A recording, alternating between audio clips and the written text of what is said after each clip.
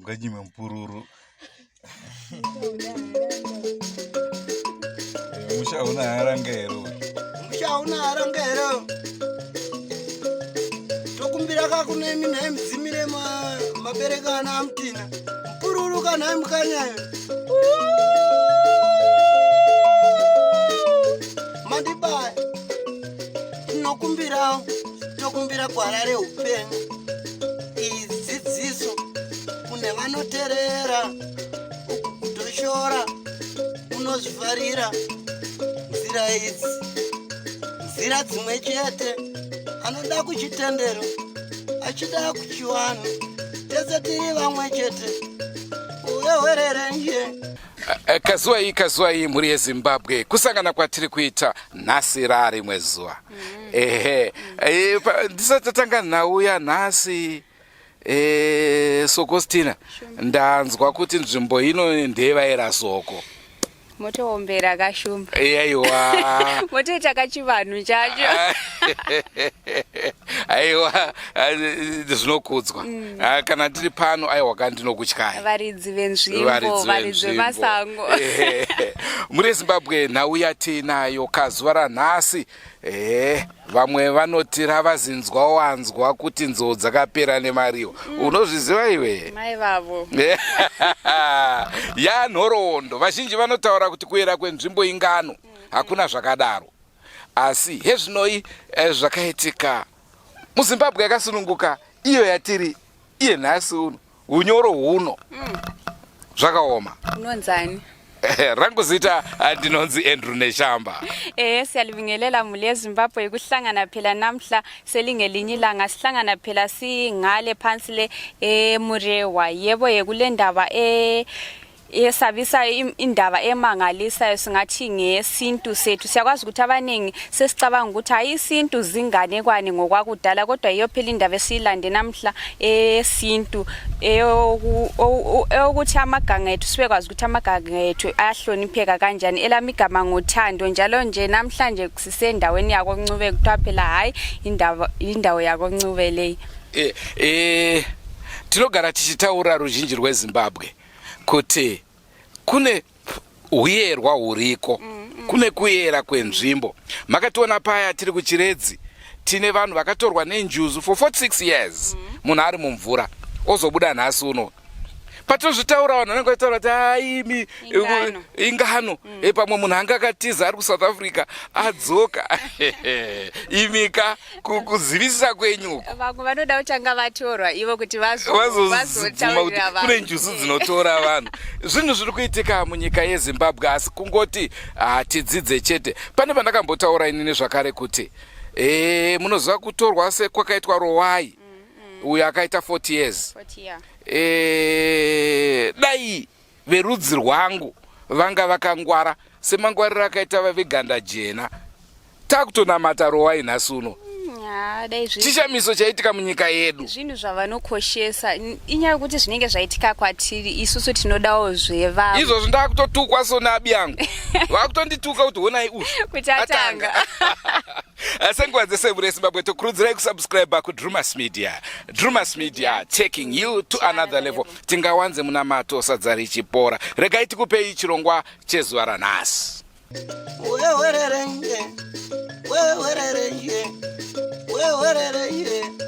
takumbira shumba onakanda kutenderere wati pagwara reupenyu.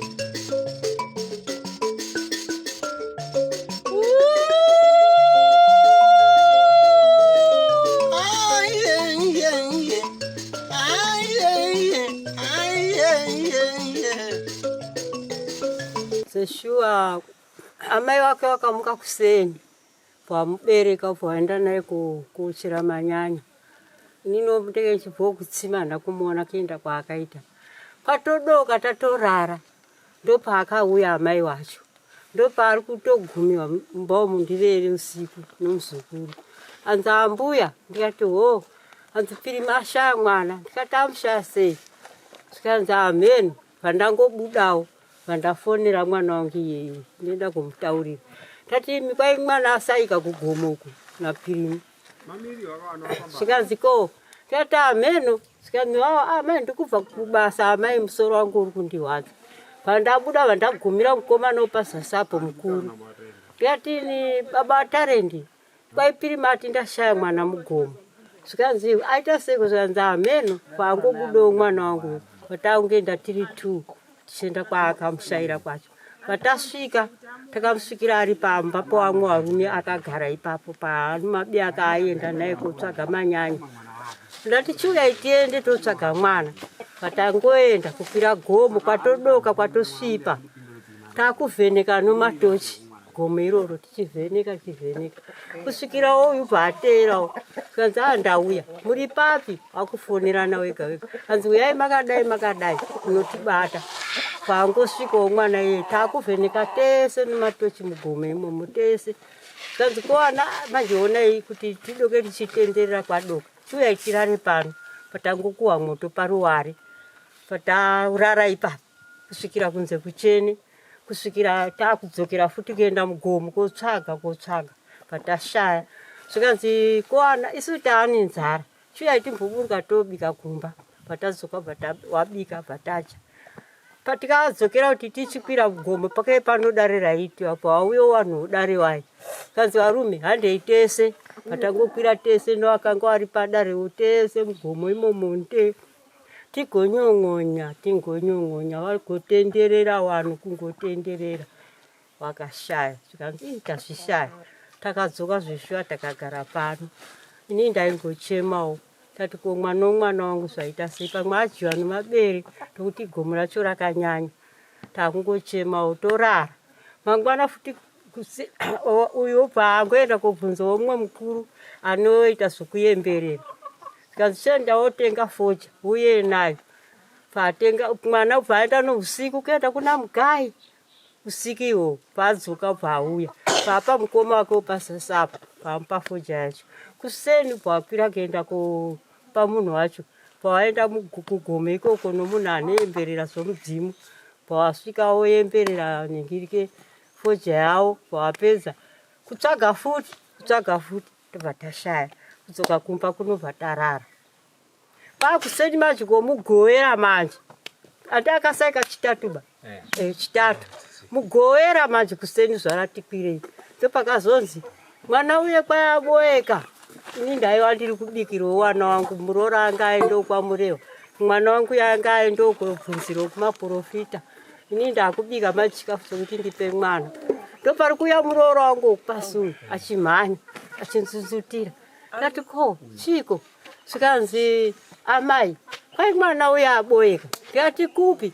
zvikanzi hanzi aboeka hanzi uyai kwaakamutemeni ndikati ho ndakumhanya ndenda kuti ndibikire vana zvikanzi aiwa amai chitozviregerai handei takumhanya ndati hatina kubhaisa kuzi pamwe akafa mwana uyu kuti tione kufamba zvikanzi aiwa amai handei svika takamuona zvoshuwa kamwana kai kakabatiwa mumaoko kakati maporichi mvura achipuwa zvese pandasvika ndikati ko ari papiko mwana wanguyo zvikanzi akambuya takakabata kari pano zvoshuwa ndakaimba mwari muriko here hungu ndiri pano ndichichema tati shuwa mwari mandikomborera kutora mwana achigere mazuva 5 akazara kuti asina chaja kana mvura kana chii mwari maita henyu takatenda wana wangu ipapo shuwa murooro wanga akabereka mwana takauya naye murooro wanga akagezawo mwana wanguyo tikazomupuwawo ndiye mwana ari kuuya wana wangu ndiye mwana wangu zvakaoma mwana wangu saka sekuona kwenyu chii chakaita kuti azokwanisa kunge achiwanika yamboshaika kunguva refu ifocha yakamupa kuti aburitsire ndokuti hanzi akanga akasvika achimusunga gumbo zvino mhondora imomo yakati ungasunge gumbo here mwana asvikambobva zvakaitika kupi ada asina kumusunga gumbo wana wari kuti patikazoendawo tichibvunzira kuno anoona umweya asina kumusunga gumbo dai mwana akadzoka naye kumba saka pakanga asungunuriwo hunhu asvinwa anogona mhondoro dzomugomo imomo waenda komuwiga kwaziva imhuri yezimbabwe ndonzi Fibhioni Badze ndiri kuda kutaura pamusoro pechirongwa chemwana akashayikwa aenda nasisi wangu ane pfungwa dzisinganyasoita zvakanaka musango zvino aenda musango aenda kochera manyanya akamusunga gumbo paita kadistance kanoita 30 meters nopaichera manyanya aya. Saka iye ari kuti azodzoka paakamushaya mwana vakutendera aita akamushaya masikati akazouya kumba kuma9 dzeusiku. Zvasvika kuma9 takangomuka isu tichikamhanya kuti anofunga maybe tinokasika kumuona. Vatasvikako vatangotendera chivheneka nematochi kusvika kuma2 dzeusiku. Vatati hatimbogarai paruware wese moto tidziye. Vatakudziya moto kusvika kunze kwaedza. Vatakudzoka kunoedza kutenderera ndovatatanga kuchizoona katsoka kachita kange kari kuburuka gomo. Vatati maybe mwana uyu akadzika gomo. Vatakutendera chiedza kutaisa tsoka iye. Saka kumberi kwacho taiishaya. Taingeiona paarea yanga akasungirirwa ipo paya. Vatakungodzoka tichingoedza tichitarisa kusvika kuma12 vanhu vatati hataane nzara hatichiendei kumba kana tadya chikafu tezedzoka. Ndopatakauya patadzoka pano pamba. Saka vanhu vevhireji rino kwakuenda mbairo ngwani dare pagomo. Ndokubva tangoini tichisvikawo pamba panapa. Vamwe vangu kenge watoya kudhara. Ndangosvika pamba apo vatangonzi vakomana nevhireji hatidzokei tikasike kutarisa bhozi pano umwe watinotogungwa hatichi mwana yariko ari pakati pematombo. Vatangopuhwa chikafu nguva yevanhu vatadzoka nevhireji. Vatakutenderera takati vakomana nguva dzaenda kusvika kuma2 hatichizivisa mapurisa nasabhuku. Vatafonera sabhuku vatamuudza kanzi aura indazvinzwa mapurisa angozivisa ivari vatinoshanda navo muvhireji. Vatavazivisa vatatenderera nevhireji vatatendera vatashaya. Takati pano katsoka katakaona kumumunda pasi. Maybe katsoka iko kandipa nzvimbo iyo tinyatse kubvunza vanhu kuti wakafamba here noarea iyoyo. Ndopatakasvika pai iye asisi wangu neshamwari yake vatati imi katsoka aka ndike mwana uyu asi imimi makambouya nopana here marimwe zuro makatanga kuya kochera manyanya panapa. Saka vanhu vaiva vaitsanangura zvinonzwisisika. Apa vanhu vengowaneta anza takapauya mwari kuti hatina kupauya inga akabereka mwana.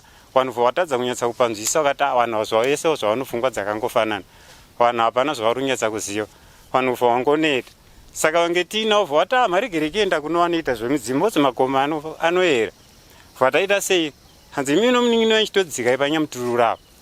Vataenda zvosho panyamutururu vataona uye wavanoti ndiye baba wanoti nyamutururu mudzimu wanera wemhondoro yewahombiro. Vatamuona hanzi manje zvamuri kudawo mwana. Zvinotoda kuenda kumhondo. Takati baba imi zvamuri ndimi munoombera mudzimu wahombiro munongopira chite kumadzimu enyu. Maybe mwana tokwasaita sei kumuwana. Ndovatanzi panoda chibikiro. Zvoshuwa vanzi bikiro manje panapa hatina. Munin'ina vati auraita handei kumba tondoita sei. Ari bikiro rinowanika kupi kubhuku kwamuromba kwakatiyo. Zvoshuwa munin'ina akaenda kumanheru. Vaadzoka vauya nebikiro pamba apo. Hanzi rinorara panze. Vataisa bikiro repanze. Friday kuseni. Ndini ndakabva ndadzika kuona munyamutururu. Vataenda kuseni. Vatasvika pabako. Vaomberera nyamutururu achitaura zvemudzimu yavo. Vatasara ako kunin'ina wakabva ngwati zvamuchaombera sasara chitera tichitsvaga. Zvoshuwa wakateera wabiya munyamutururu akati tiri kudiwa kuwadhi kuno meeting. Chisara henyu muchitsvaga. Ndokubva taita sei? Vatakusara tichitendera tichitsvaga wabiya nguva ivo tichifonera kuti maapapi. Vatadzoka ikoko tiri kutsvaga vatashaya. Kata komanaka taono plani yapera manje tochiita sei? Mwana zvatamushaya. Takasvika pakudzoka kumba. Ndofunga vatasvika panapa. Ichibva ndanzi kumanheru zuva ranyura nzi nomunin'ina muri kudiwa kwasabhuku. Takati right. Andaenda kwasabhuku. Sabhuku achibva wasvika. Ndi mudzidzi nditicha wanoticha pamaroya pachikora. Wakazosvika kumba kwavo kuma7. Vanditi abadze tauya. Takusunga. Ndakati ko imhosva yei? Hanzi takusunga ino kuti matiwisanisa. Isusu gomo ramana munhu aenda koomberera mugomo. Haifanira kuenda koombereraba. Nokuti anofanira kunge tichiomberera isu mudzimu wedu wazumba. Takati ndinge ndisingapazive. Because tichingokurawo. Taiziva mudzimu wemhondoro yewahombiro. Ndoyataiziva. Zvenyu zvawazumba handisati ndainyatsa kuita sei kuzviziva kana iri mhosva ndomaparira ndaita mukanyi. Kanzi ndakutokurwa ino shama. Kuseni imi mangwana. Ini ndoda $10. Kwamambo chienda ino mbudzi mangwana makuseni. Takati ndazvinzwa. So zvinyaya iriyo family. Ikaindochoudzawo vamwe vangu vandaya panapa. Ndamutsa muchembere nowanin'ina. Vachibva vauya panapa. Ndakati ndonyaya ndatauriwa nasabhuku. Saka toita sei? Hanzi kana imi mukoma alright. Tingaite sei mimi mwana achiri musango. awada kutobhadza wambudzi mwana ari musango kodai vari ndiyo mana wavo chitunha chiri mumba uhama yavaita muchato first preference yavanofanira kuita ndoyeye handiri kutanga vatsvaga mwana wozoita izvi katavazoshuva toita sei manje hanzi aiwa izvo hatimbomirai mangwana makuseni hatione iko kuenda zoshuva takaenda kunonzi kubarawe kuno muprofita ariko patasvika kono munin'ina wangu tekmo tasvika paye zoshuva akatitsanangurira akanzi azoshuva mwana zvaakaitiwa Mugomo handizvo mwana akasungiriwa gumbo pakasvika shato nobveni shato vhayazunza musoro then vhayarovera magadziko kairichi pasi vharasunungura mwana vhaenda kwaakaenda kwakumanheru ndopaaifamba mukanzira vhasangana nobere bere rakangotsauka vharamira iye vhaamira saka bere rakabva raenda kwaraienda iye akambosara akaita chadzimira time vhaita sei vhatanga kufamba kuenda kwaari kuenda asi dai kuri kunzi mimi kuseni kuno zvamakaomberera nezuro henge yaSaturday imai zvamakaomberera nezuro maenda kuona kuti bikiro renyu harina kana masvesve here kana dai mairishaya maziva kuti ratambirwa saka mwana munomuboya mupenyu nguva iyo takagara pamuprofita ari kutitsanangurira foni bva dzakutotanga kutofoniwa akanzi iri kunzi mwana aita sei awanikwa hanzi aenda kutaurirai kuti endai wakomana ndiri kutaura kuti endai bikiro renyu dai matosvika izvi mangwana maita sei mawana mwana saka foni inzwai dzakutosviwa sabhuku yachibva afoniwo futi hanzi mwana aita sei awanikwa ari kunzi ari pakamutemeni chitendai muparadzai vanhu vaite sei vaenda hakudzimba dzavo mwana awanikwa zoshuwa tikabva tazobvawo pamuprofita bva tauyawo panopamba tikasvikawo mupama muchembere takasvikawo mwana takamuona ari mupenyu ari mawanikiro akaita mwana padambudziko romwana ndiyayo zoshuwa mwana akawanikwa zvakanaka ari mupenyu sitaitofungidzira kuti hatimuona ari mupenyu chamuona akafa ndomafambikira azvakaita tatenda takatoona kuti zvakaitika ipapo takaomberera ifriday kuseni Saturday chekuseni mwana achibva awanikwa futi saka zvinotoratidza kuti zvakaitiwa chiwani ichi chakatoratidza kuti chinoshanda muri Zimbabwe ndofunga ndio zvamuri kunzwa zviri kutaurwa nevakasiyana-siyana pamusoro pemwana akashayika kwemazuva anokwana kuita mashanu. Right, asi ndimbobvunzawo apa sei vakasungirira mwana uye pakashayika mwana yange iri first time here yavo yekuenda kunotsvaga manyanya apa yange riri zuva rechipiri kuenda kunochera manyanya ikoko upenyu hwavo vanga vasati vambozviita vanga vasati zvavanoita kana vari paumba panapa vanomusungira because zvaanoita akangosumuka kana nekanzira kanongoenda saka kana vachienda kana kumvura kana mugadheni vanombomusungirawo paumba pano saka iye akafungidzira kuti kana kusango zvinodii pandinoda kuchera hangu manyanya apa rikaitire zvanoita kupi kumba zviye asingazivi kuti zvaakuita muno mazvo zvasiyana nokumba iyo phela indaba esilayo lapha eyomntwana okuthiwa khona wahamba lo mama wakhe egangeni ukuthi bayogebha ezinye izithelo zaphansi kuthiwa umntwana yena bayebembophelele ngoba umntwana ongani uyagula so bathe kumbopheleni kwakhe umama uthe sephenduka ukuzokhangela ukuthi umntwana ungaphi ukuthi abuyele endlini wamswela so yikho kusala ukwenza umntwana egangeni entabeni kodwa iganga lakhona kuthiwa liyazila yikho njalo abantu bakhona bagcine bezama ukuthi bagijime bacinga umntwana izindawo zonke babuthana ama-families batshela labo sabhuku bababikela ukuthi yindaba ekhona kodwa bagcine besenza isintu sabo besiyacelela phela yikho lapha ababone khona umntwana esetholakala kodwa umntwana lo utholakale ephilile engafanga kodwa besehlala entabeni okwe amalanga angu-5 zvakaitika Mugomo ndofunga makayera ndakasunga mwana ndakamupfekedza hembe tsvuku vandataura kuti mufunge zvenyu huni dziri munoka ende dzakanaka chaizvo muno huni dzomunondo dzakanaka chaizvo tadii kutema huni dzomunondo idzi taenda kunotengesa muno huni dzakanaka chaizvo ndokubva ndasunga mwana ndokubva aenda makanga mamusungire ndakanga ndafungidzira kuti zvandinomiita akakumba mazuva ese saka zvakakutorerai nguva yakakura here kuti muzoona kuti mwana hapachisini aiwa hazvina kunyanya kutora nguva yakareba alright saka uku mucharamba muchienda here kunochera manyanya Mugomo imomo kwete sei musisade kuenda aiwa because makaipa Mugomo macho. Don't forget to subscribe to Drewmas Media and remember Drewmas Media taking you to another level.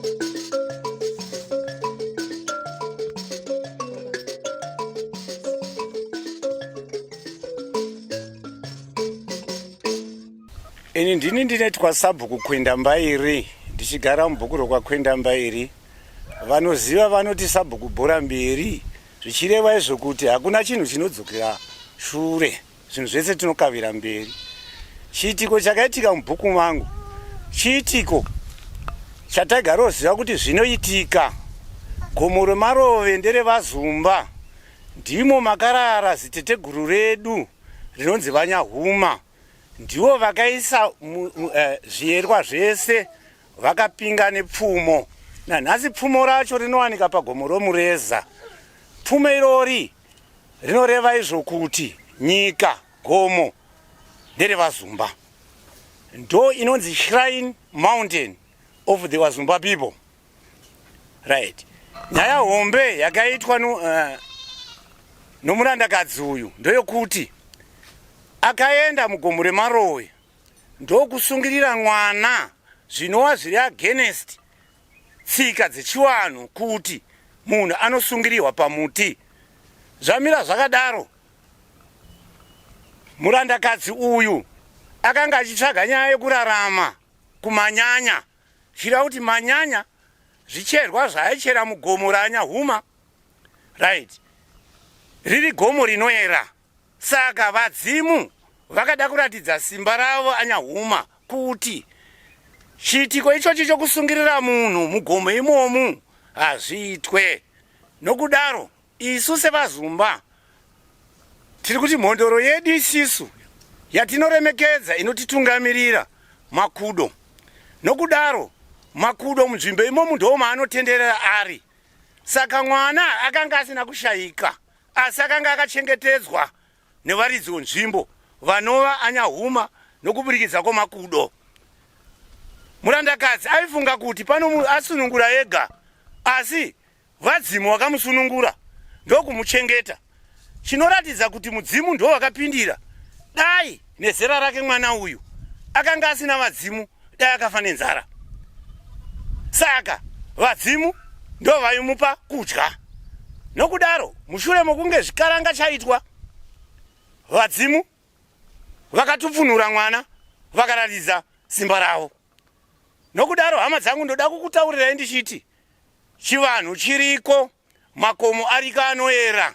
Isu ngatiteedzerei chivanhu chedu kuti tigare zvakanaka.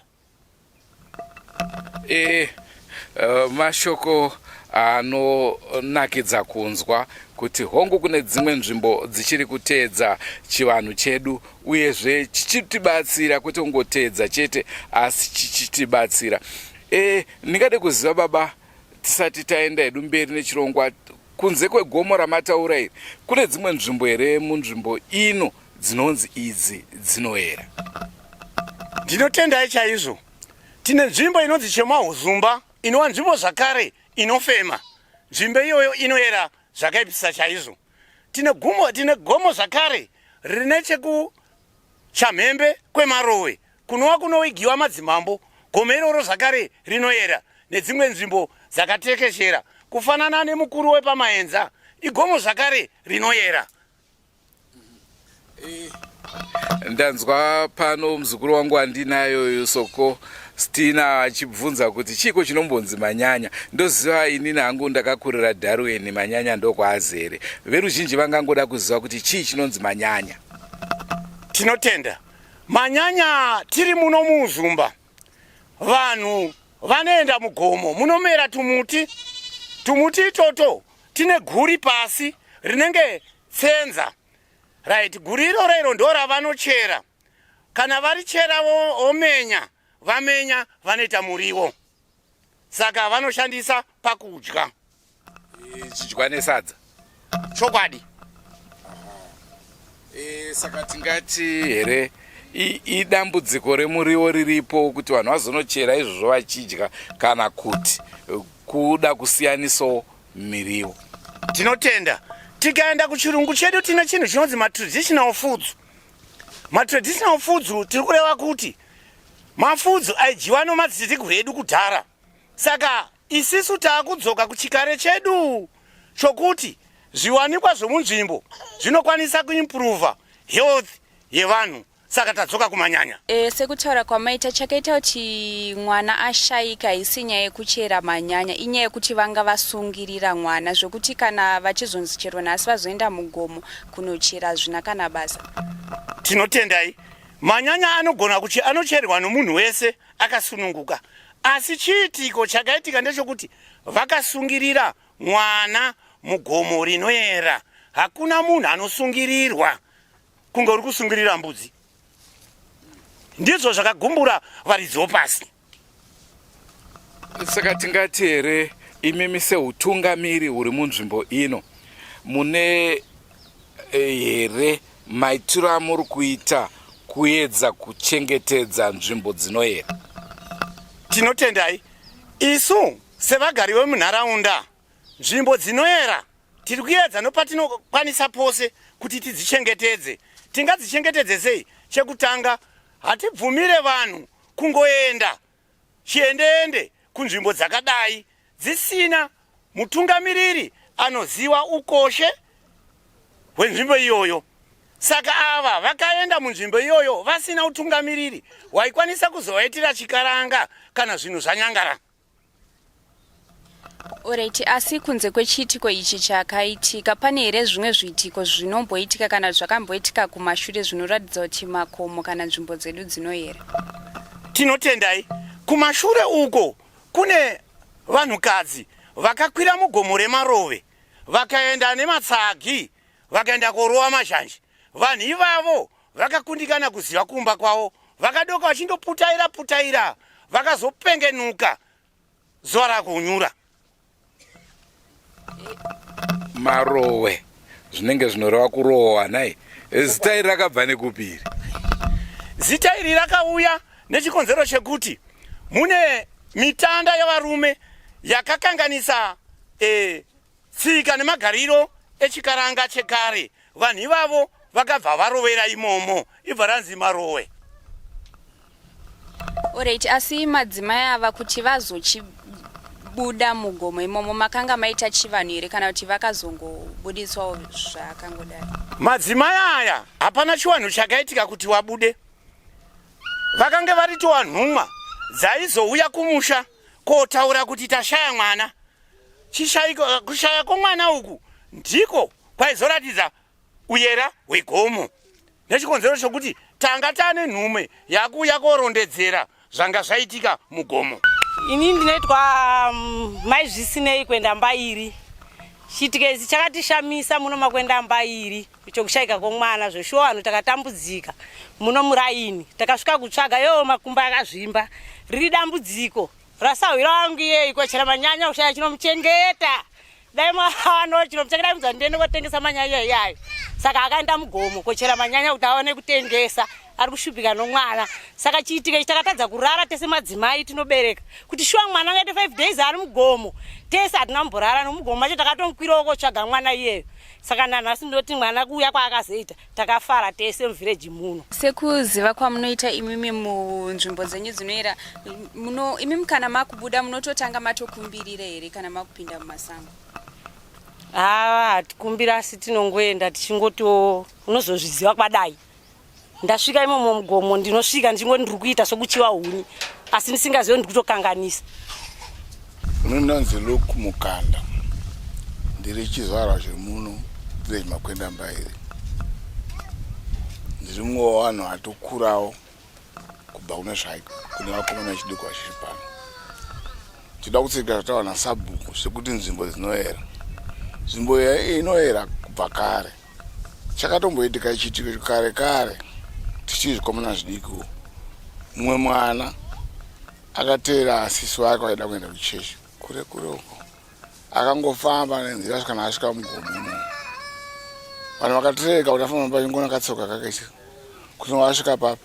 Zvatawana sabhuku kuti Nemakudo nzvimbo iyo ndeno mudzimu yavo Makudo. Mwana akasvika paakagara pamakhuwi kana chimakhuwi tinoreva pa zvimapundi zveshe zvemagomo zveshe ari ipapo akagara asi akazofa mwana iyoyo. Afa kudaro kuti adyiwe kune mapere kunoko hakuna bere rakasvika kunodya mwana iye. Wachitsvaga vanhu mangwana kuseni vakatoona gudo rakagara padyo nechitunha ichocho.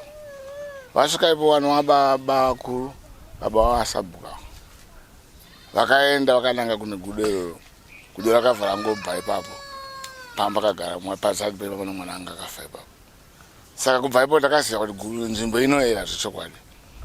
Nechimwe chinhu chakamboitika kare kare futi. Vana vakaenda kunofudza mombe. Vari vakuru kwatiri isusu. Vachibva vasvika pane muzhanje. Svikanda yaone zvatakakakamuganya kapuzhanje kari pana kakabereka zvakanyanya kaduduka kadai so. Mune akabva angotadza kuziva kwaari kuenda. Abva angotanga kufamba achingotaura ega, kufamba achingotaura. Mwaka wakadzoka kuuya kumba kuno, wakatsanangudza. Vakuru vakazoita zvavakaita, mwene akadzoka kumusha. Saka chikwa chekuti vachidukuka, hatichaziva kuera kwenzvimbo iyi. Nzvimbo idzi dzinoyera zvechokwadi muno mudzirimo. Dzinoyera zvechokwadi. Zvekutaura navava kuti chiitiko chakaita kuti munhu asungire munhu pagumbo ndofunga ndozvakakachamidzwa varizive nzvimbo iyoyo. Saka uye kudai kuti panga pasi kuti midzimu yenzvimbo iyoyo yakachengetedza mwana kune mapere kuno. Akadai akatodyiwa mwana zvisina kumboita 3-4 days akachengeta ari musango. Saka ndinotsigira chokwadi kuti kuno kune nzvimbo dzinoyera. Asi chikumbiro ndinokumbirawo zvakare. Mukaona amai vava mudown nevana vake vangani 3 unoona unganzve 3 unoona ke 2 madown ese ko iminiwo tikumbira kwaimi kwamuri mungatitsvagirawo mutipemhereyo vanhu vanogona kuchengetawo mwana iyeyo nemhuri yake nekuti hakuti azotsvaga manyanya iko kuda kutsvaga dai nekanotengesa kuti akazvina ndakatenga atombochera manyanya akaisasa mubhagidhi rake kuti azonotengesa. Mungaona vambuya vanhu vakuru havagona kusosawo hanzai dzacho dzine mhuri yadzo kuti dzichenge zvekutonetsa. Tiri kumbira kwamuri mungakososawo kuti vaona anochengetawo vanhu avo. Kana kuri vanhu vanochengeta vanhu vakadaroka mainstitute yawo anogara kumainstitute akadaro achengetewo vana ivavo. Chikumbiro kwatiri kukumbira kwamuri.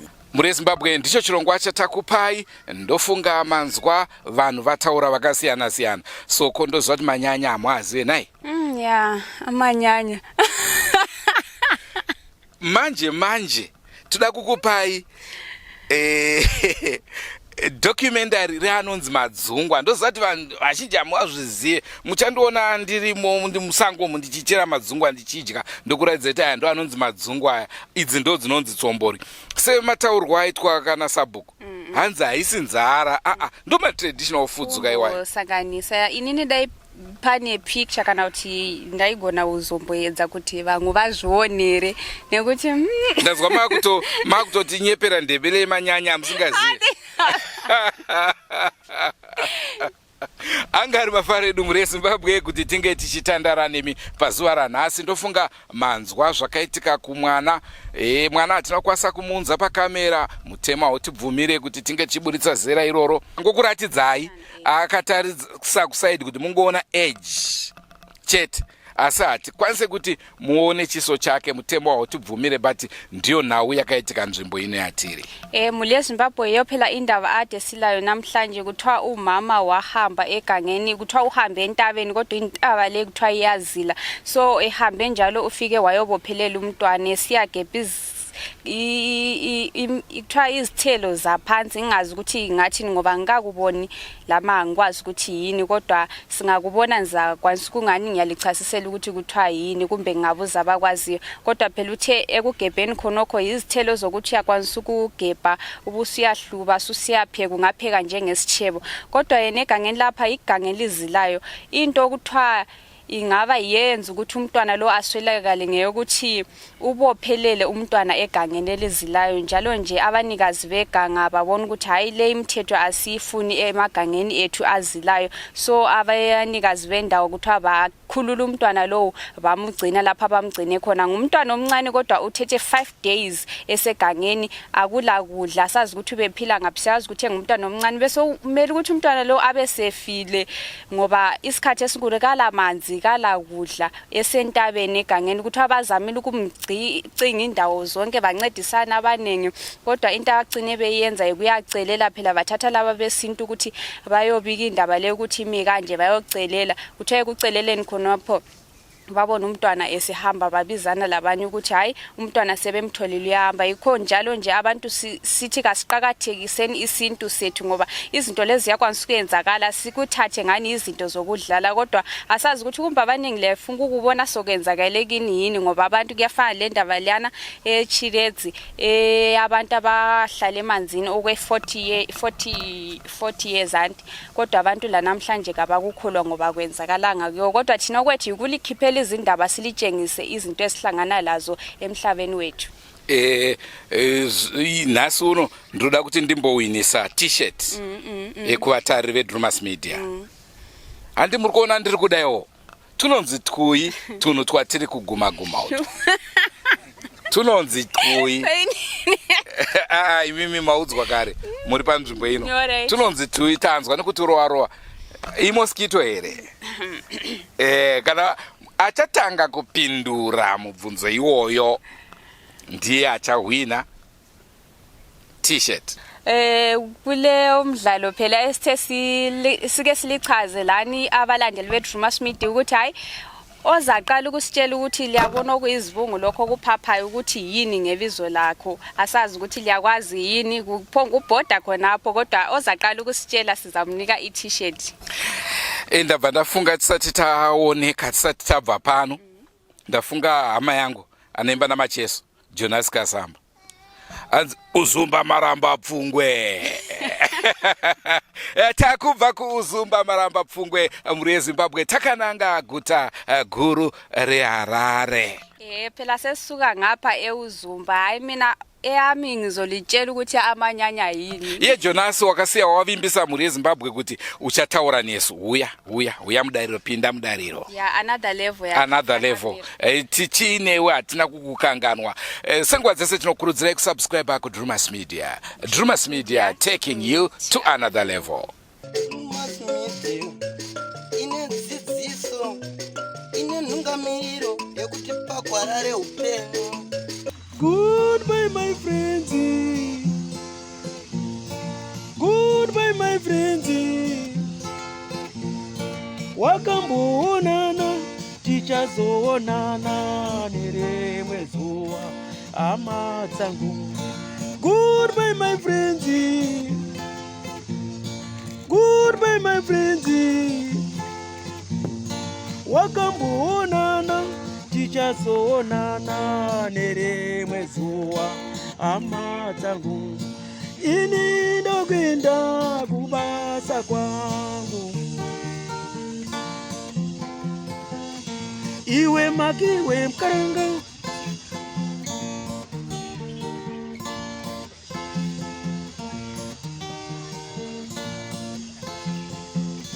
Iwe makiwe mkaranga. Iwe makiwe mkaranga.